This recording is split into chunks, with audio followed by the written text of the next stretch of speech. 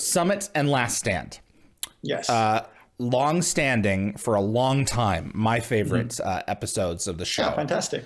You have the Real Chemical, the tok'ra, the Goa'uld System Lords. You have you returning. There's like 5 or 6 disparate elements in that first episode that come together and are responsible.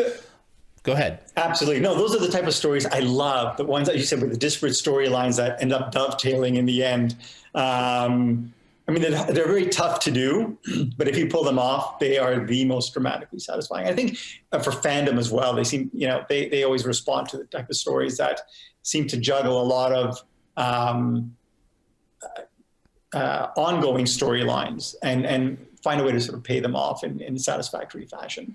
Well, it almost feels like with Summit and Last Stand, you are moving the whole frickin' mythology forward in that one show. I mean, the Tolan are gone at this point, like the Nox and I guess a few of the other, like more incidental, frankly, races at this stage are not involved, but really all the big pieces of the show, except for maybe the Jaffa, are moved forward in those 2 episodes in important ways. And this is the episode where I believe we introduced Baal. And in a way, sort of that was the intent was to sort of kind of open up the. I always love the System Lords, but to kind of open things up in terms of the System Lords, and he was one of, I think, about a half dozen System Lords we introduced in the episode, and Cliff really popped his performance, and he just became in time my favorite System Lord to write for.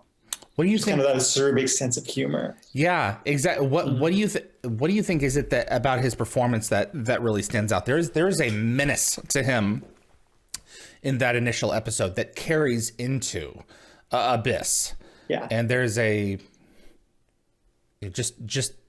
just a great character all around. Is that I wouldn't necessarily call him a mustache twirling villain per se, but he does have that murky kind of, I don't know what he's going to do next quality to him. Yeah, absolutely. I mean, as you said, menace, but there's also something kind of humorous, devilishly humorous about his performance, which I always liked. And, we mentioned the fact that I always liked the humor in Stargate and the opportunity to take advantage of that. So he was a System Lord who you could play with that humor and have him get his, get decked by Carter or, in a later episode. And like I said, I mean, Cliff was amazing. I mean, obviously a terrific actor, but he also was able to deliver on the humor, which was always important to me. What was it like getting to bring Osiris back? Anna-Louise Plowman, my favorite. Yes, actually, she made such an amazing villain. I mean, the only issue, I think, was the fact that she was in the UK, so it made scheduling difficult. Otherwise, I'm sure she would have been all over that series. But it was terrific to have her back, and another fantastic performer. She has a layer that she's playing throughout that. Some of the performers behind the Goa'uld really get to play up that duality. If you look at Alexis Cruz, Alexis is playing that layer of, it's not always fully Chlorel. Skara is also kind of always there pushing and pushing and pushing. And I think part of what I'm doing is, ignoring the fact that in that case, we happen to know both symbiote and host. And in the case of Sarah Gardner and Osiris, we do know symbiote and host. But when she talks about Daniel and when she, interacts with him and deals with him in that episode and in Revelations later, when she finds out that he's dead, she's stunned, Yeah.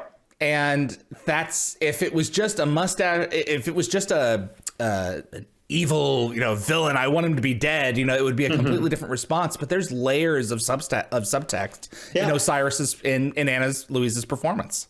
Yeah.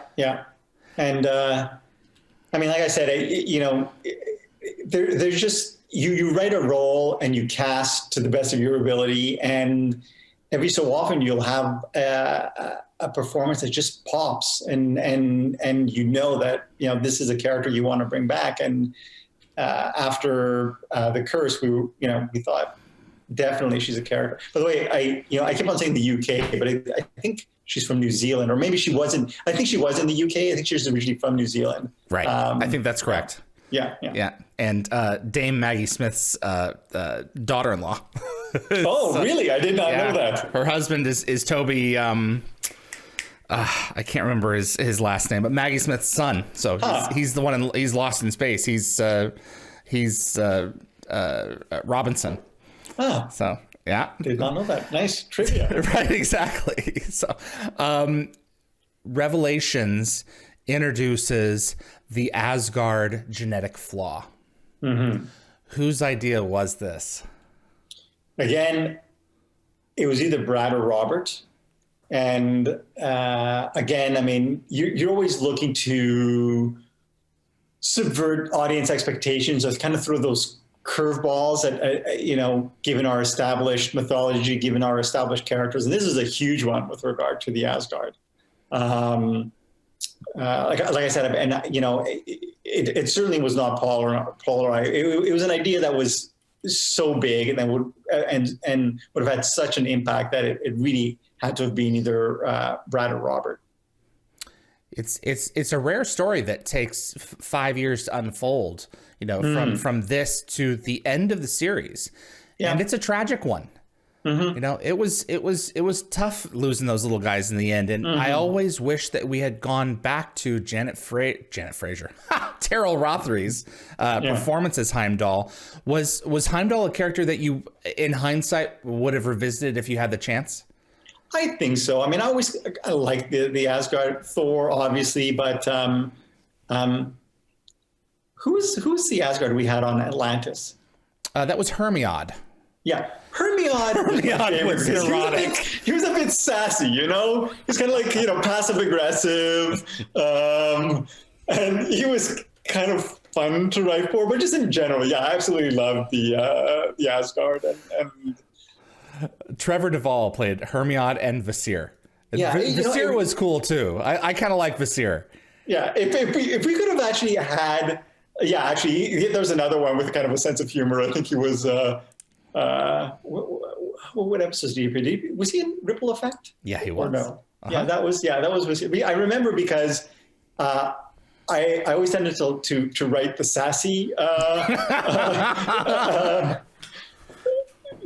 sassy Asgard, and so Ripple Effect was mine. And I remember when he was like, good luck, and just kind of beams out. That's right. Well, good luck to you all. Yeah, good luck to you all. Yeah. But to be fair, he is there when the Ori come through and start blowing everybody up. I think he does also duck out too, because he survives for the season. There was something always tongue in cheek about the Asgard, especially when they start making start interacting with us more. That scene, I don't know if it's Rick or who it is, and you have to wonder about these little timings on set, because both the puppet in Revelations, the case, the puppet, the CG character, and then the live actors have to be in on it as well. There is a shot where Rick holds out his hand, and you see Heimdall look down at it and start holding his hand out as well, and it's a tight on Rick, and his hand is like being shaken like this, as if the performer off screen is actually doing that. Is that something that Rick was really good about saying, just like, go with this, just bring it in tighter on me, or was that little details like that written into the script more often than not? No.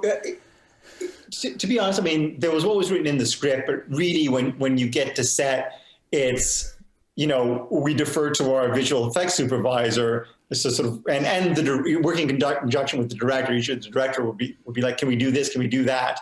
And